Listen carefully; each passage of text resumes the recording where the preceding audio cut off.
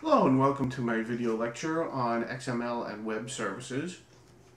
So, we got into XML. And XML is this really excellent way of transporting data from one place to another via the web. We can do it securely. We can encode everything. And we can also get into what's known as web services. So now we're in a scenario where we're using the web, we're transporting data, but now because of the complexity of the web, we're getting into scenarios where, well, what is this person looking at my data with?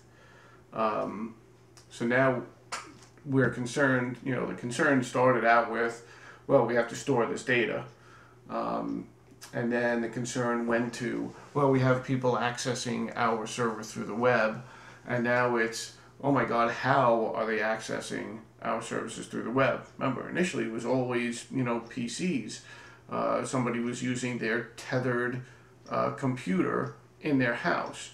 Now that's not the case. Now we've got telephones, we've got smartphones, we've got different kinds of smartphones using different kinds of operating systems.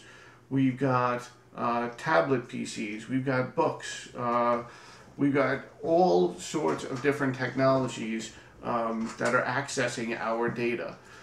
So what's happening is that we've got web services being created, which are a set of emerging XML-based standards that define protocols for automatic communication between software programs over the web. Yes, I read that right off the slide. But it is. That is what web services are. We need, once things got really complicated, again, the World Wide Web Consortium said, listen, we got to control this. So one of the things they set up was UDDI, the Universal Description, Discovery, and Integration, which is a standard for creating and distributing web services. So anybody that's creating new web services out there needs to register them into the UDDI. Once they're in UDDI, you need to describe them. Web services are a brand new thing, so there is a whole new language associated with what web services are and do. So they came up with WSDL, Web Services Description Language. Again, an XML-based grammar for describing the web service and its public interface. So what does this thing do? And how can I use it? A web service, probably, and again, the author says it in the textbook, and I'm going to repeat it, probably the most important web service that was ever created was the Simple Object Access Protocol, or SOAP. Which is an XML-based communication protocol for sending messages between applications over the internet. Again, a secure method of transmitting data from one location to another. If we take a look at the Web Services Protocol stack, you'll see that, again, UDDI is on top.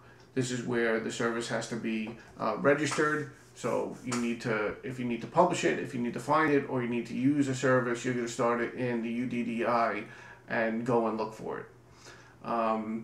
Once you go and find it, or as you're looking through the services that are out there, WSDL is what's being used to describe that service and what it does. And then we get into an actual example of a web service like SOAP. We're going to describe the data format that's used by SOAP, which is XML, and then all of the open communications would be on the internet. Something along those. So that's your web services protocol stack. An example of a SOAP request.